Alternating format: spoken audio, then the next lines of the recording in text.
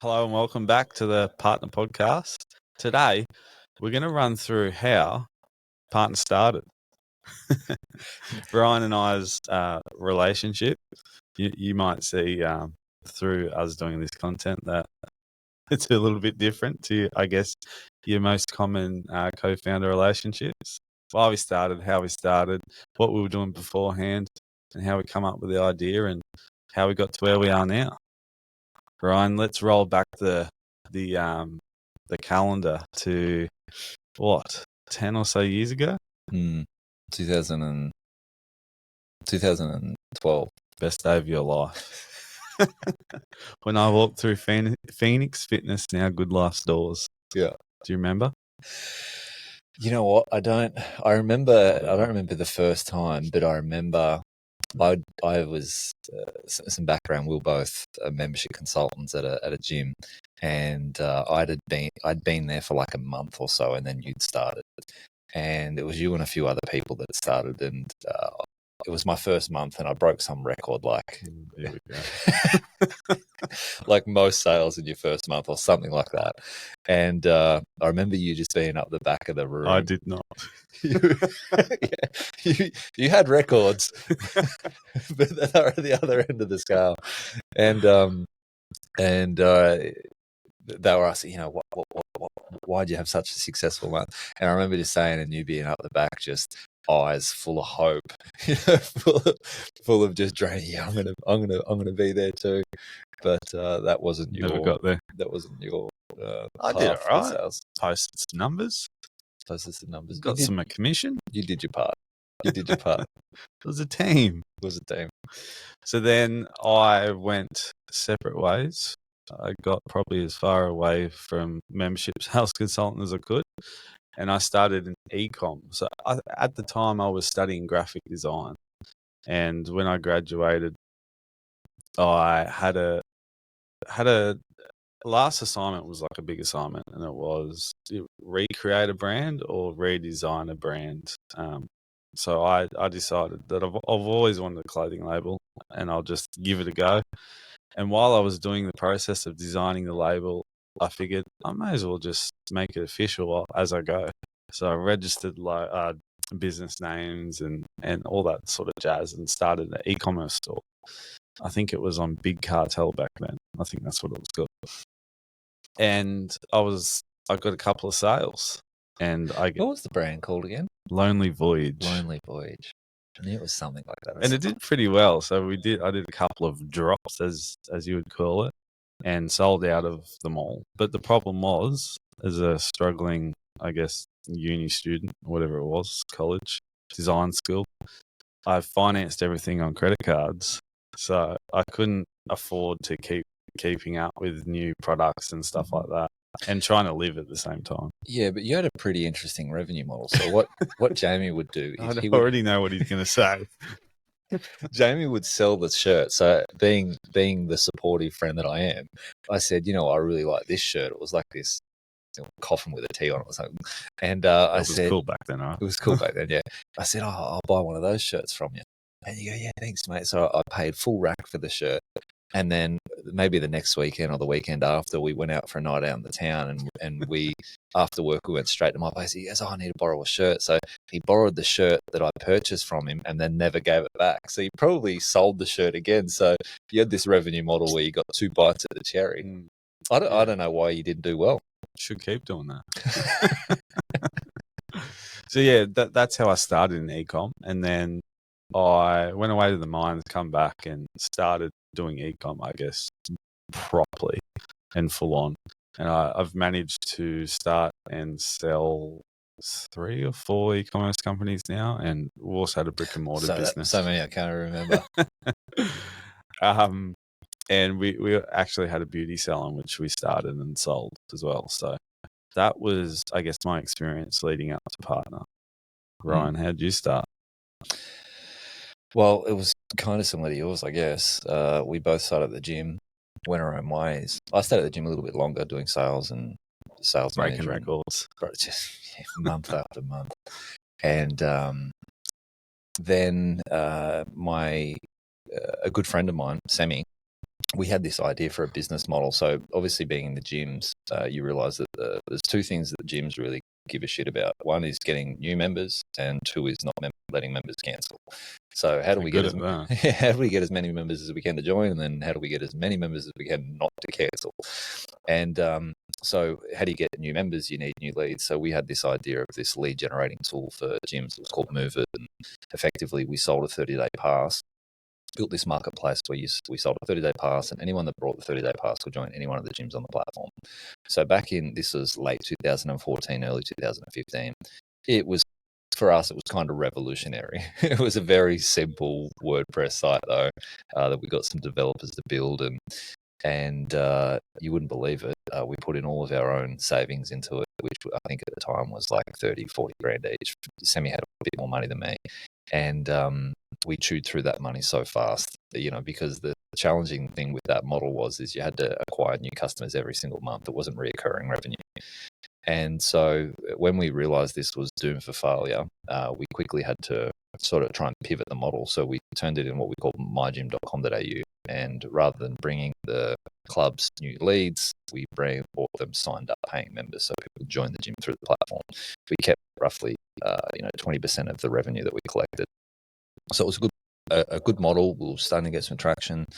And then COVID happened, and we obviously had to flatline our revenue. We had to suspend all of our members, all of the payments, use whatever cash I had left over to try and pivot it into a platform for personal trainers. So obviously that's when the online coaches really started to gain momentum, because you've got all of these members that were typically at the gym seeing their coaches face to face, were now forced to see their customers or their clients online. And that was really the explosion of that. So we tried to build a bit of a platform for them, couldn't really get it to work, and unfortunately ran out of money, which is the death of most businesses, especially in software.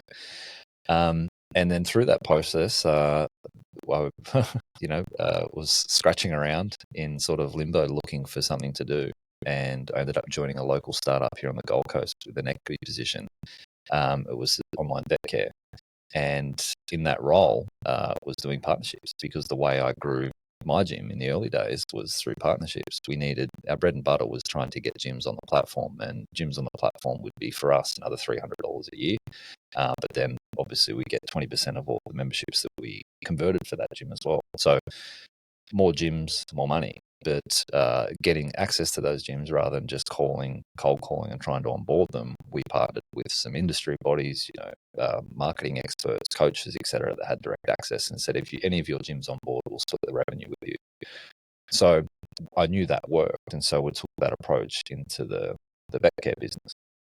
And through that, and this is sort of where our, I guess, entrepreneurial journey starts to intertwine, is I'll jump in, I'll tell him your story. Jamie, after his last business, he sold his last business, he took a role as a CMO of a skincare company here on the Gold Coast. It was a startup as well.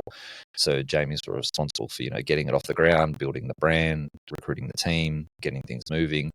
And through that process as well, starting to get early sales was all about, okay, well, how do we partner with other brands which are complementary to skincare or beauty to acquire new customers? Because as all startups, you've got a minimal budget for marketing spend. And in Jamie's early days of all of his other e-commerce brands, one way to get sales was partnering with influencers, because influencers have the same target audience for the brand that Jamie was building, and we all know how influencers work. So another big one was giveaways. So with one of the first e-commerce companies that I really had success with was called Lean Blend. Fat burning coffee at the time, and then pivoted into its superfood coffee. Yeah, we did brand to brand partnerships in terms of giveaways, and I guess that was the glory days of Instagram, where you could do stuff like that and you get bulk shares, and all these people would enter, and it was just this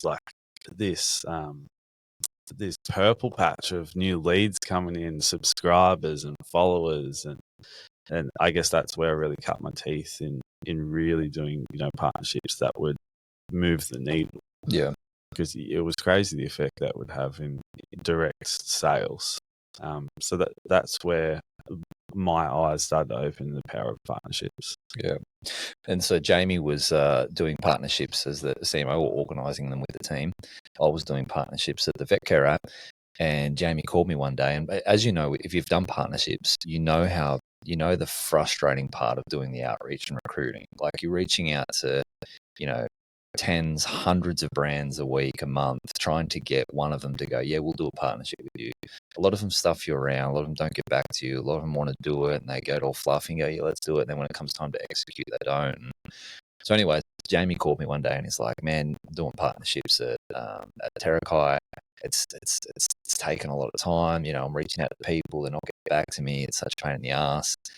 And he goes, do you know of any platforms where I can sort of just post a campaign and say, look, here's what I want to do, and have brands come to me?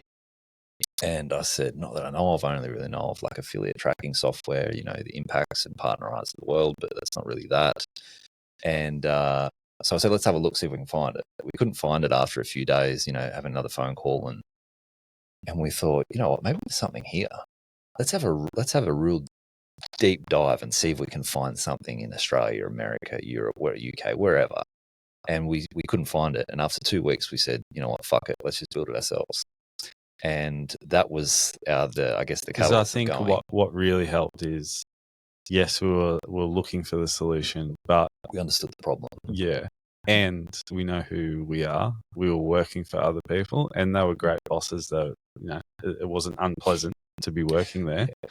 But just ourselves, we know we have to be working on our own projects. Kind of just kills my soul, rocking up and working for somebody else. Yeah. So, long story short, what we did to go, well, we've got an idea, but will it work? And maybe on another podcast, we can go through the different ideas that we've had and things that we've tried and URLs that we've purchased. And so that'll be a long episode. Just a list of failures. And I looked through only a couple of months ago. I've cancelled them all now, but the amount of domain names that I had in my GoDaddy account, and then I was like, oh, maybe I can make some money here. So I listed them all for sale. No one of them. Crickets. So we thought, well, let's just see if there's something out there. See if people other than us are willing to get involved in this. So we built a one-page landing page. I built a deck, a 6-slide deck, just outlining roughly what it would look like. Put some designs together in Figma, and we went to market. We didn't have a developer. We had no software in the works. We didn't have a bank account. We had nothing. We had a landing page and a deck. And we started reaching out to brands on LinkedIn. And we said, hey, this is who we are. This is what we're doing. Do you want to check it out? We did it like some demos, jumped on a call with them. And everyone's so nice and friendly. And they're like, yeah, this is great. Let me know when it launches. And I think one of the signals that we took away was that it seemed to be solving a problem for them. Like the challenges that they were telling us were the same challenges that we had in the back of our head going, that's the solution we're trying to build. That's the problem we're trying to solve, without saying that to them. And the frustration was, the recruiting side of it, trying to identify the right partners, cost per click going through the roof, iOS updates really affecting their paid media. So it was like this perfect storm at the time. And we thought, this is great. So everyone was filling out these forms. We went to networking events, local business events. They were great because Jamie doesn't drink and I drink, and usually these events are free grog. So you get there and everyone's like a little bit, oh, hi, how you going? Hey? And then after a few beers, you just chat to everyone. And we even sponsored a couple of them, put our own money into it. Obviously, got a banner made, some flyers, and just started collecting email addresses at these things. They weren't typically our target market. Like, they were people like working professionals, lawyers, consultants, etc. But still a great way to get out there if you are an entrepreneur and you're thinking about getting some feedback. Get out to those events, put your name out there, go speak to people, rather than just trying to hide behind, a website or a social media account or something like that. Get out there and actually speak to people, because it did offer us a lot of feedback in terms of how a lot of people want to engage with partnerships, but they don't know how to do it, or they're afraid to do it. So I think that was probably the key takeaway from the professionals. And helps you learn how to communicate what you do as well. got a crafty message. Big time. Yeah. Yeah. That first expo we did, I think we were spoke to, I don't know, let's just say 50 people. And every time we said something different. Oh, yeah. It was a nightmare. At the end of the day, we said, why don't we just come up with one tagline and just repeat it? But do you know what? The interesting thing is, as an entrepreneur, you know this shit. You know you should come up with a tagline. But you're so, like we always say, one of the phrases that we like is loose and fast. You're so loose and fast, you get in, go, go, go, go, go, go. You sort of don't craft this stuff. And then over time, it becomes such a pain. You go, oh, no, wait, let's fucking craft this message that we want to actually get out there. Yeah. So, Ryan, what do we do? I'll put you on the spot. You turned into mush. Yeah. It was pretty interesting. So anyway, we went to these events and whatnot, but the important thing is we had a landing page and we had a deck and we just started pitching the brands and everyone was saying, yeah, this is great. Let me know when it launches. And we were saying it's like 2 weeks away. It's 2 weeks away. We didn't have a bloody developer. And so sorry to everyone that we said that to. Yeah, sorry. And so we said it's 2 weeks away, right? And everyone's like, yeah, let me know when it launches. It's going to be fantastic. We'd love to be involved. We said, this is how much it costs. And they're like, okay, cool, no problem. And then we're sitting there going, this is great. Everyone's saying yes, but it doesn't really validate for us. Maybe let's see if we can get these people to pay. So we created a Stripe account, created an invoice, sent them an invoice and said, hey, it's $5,000 if you're paying full for 12 months. It'll be a 20% discount. It's an early mover thing. We want to see, we really want to look after you because you seem really keen. And we had 2 brands pay the invoice. And we're like, oh, shit. It's real now. It's real now. People are willing to pay for this. And for us as entrepreneurs, that's a strong signal because you get a lot of noise, and the noise is, yes, this is really cool. Oh, yes, this solves a problem for us. That sort of noise, it's not really validating until someone gives you the cash for it or subscribes and pays. Whether it's $50 or $100, it doesn't really matter. As long as they're paying, you go, okay, that's a signal. People are willing to pay for this, and it doesn't even exist yet. And for us as well, so that was the signal we're looking at, but then going, okay, we've got something here. We quickly got it built. We got an MVP out to market within about 8 weeks.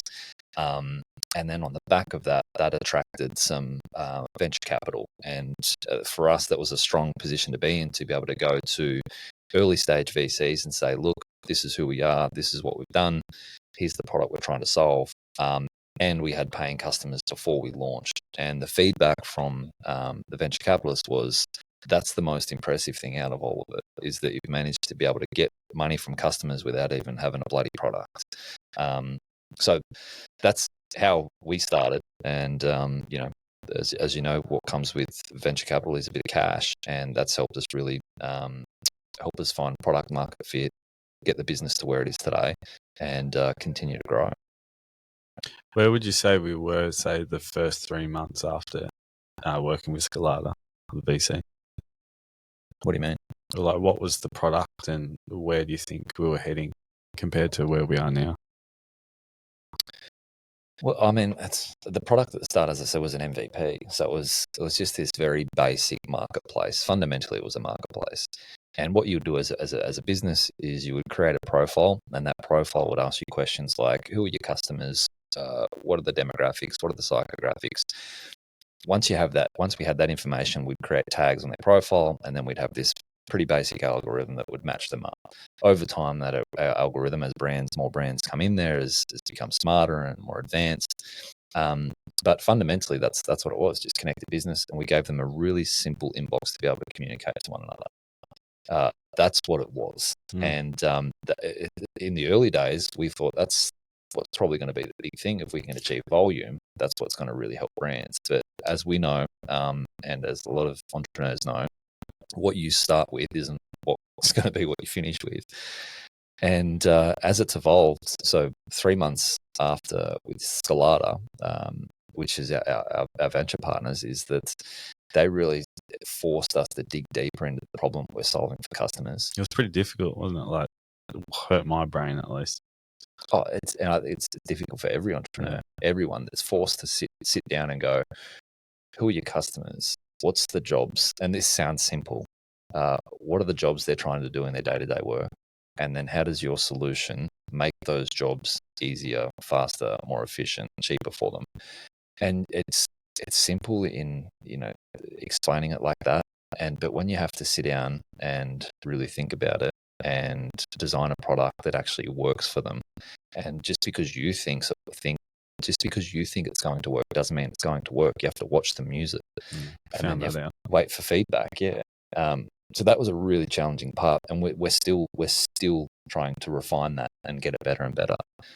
But as the platform evolved and as we evolved, and feedback from not only our customers but the market in terms of what's the actual industry doing and where do we fit into that space, then we've evolved it into this really great ecosystem that's specifically for direct-to-consumer brands, that allow them to use their first-party data that they own and it's theirs to better accurately match them up with brands that share similar customer profiles or reveal unique opportunities that they wouldn't have been able to find.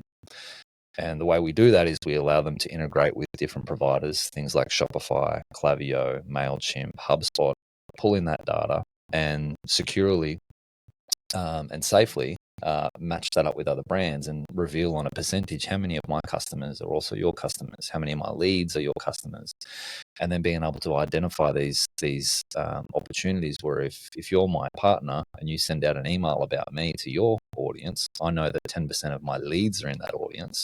There's going to be a higher probability of a strong conversion rate of turning my leads that I already have into paying customers, because we know they're the best customers that you'll potentially have is the leads that you have, not the people that don't know about you yet, have never heard of you, but the leads that you already have. So we've developed this really smart solution that allows brands to do that. We're pretty smart, eh? I was just thinking just then what you've highlighted to turn back 12 months ago when I did call you and we were working for... It's longer than 12 months ago. Oh, yeah, whatever. It feels like 3 years.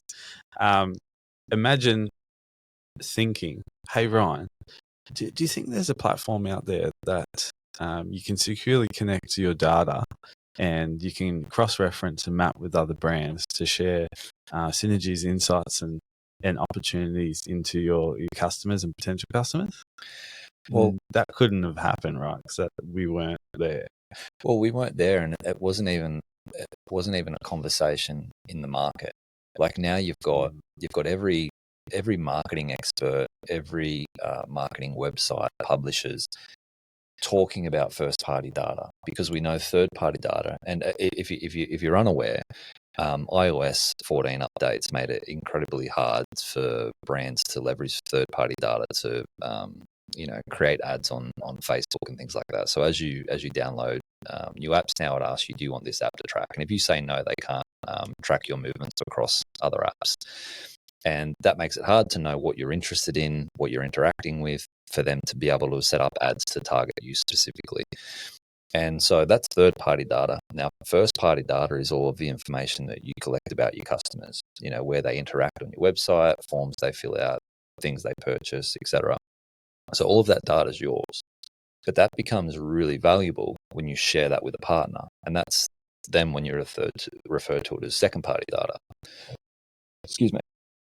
And so 18 months ago, 2 years ago, that wasn't even a conversation. If you would have spoke to, marketing managers and maybe CMOs would, they what it is, but there wasn't this need to one, understand it, and two, to use it to their benefit.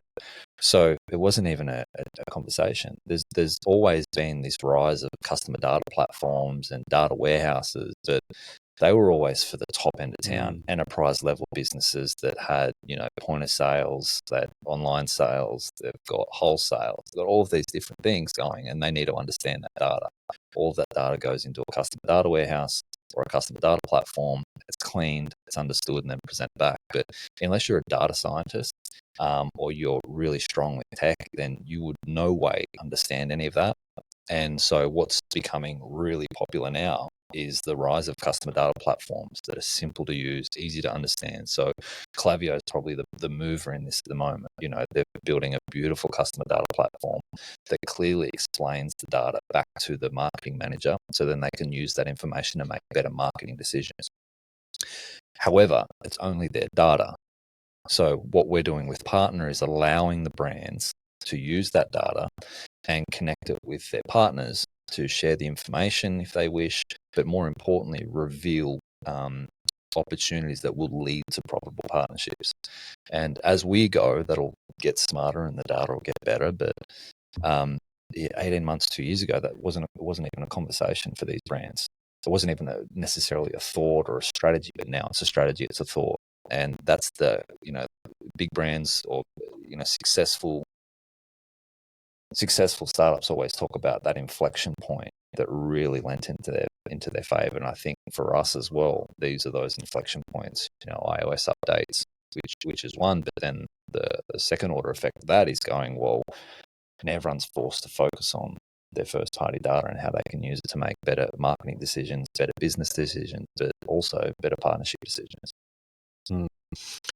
Absolutely. So that's kind of where we're at now. Maybe briefly, what's the future going to look like for Partner? Where we're going?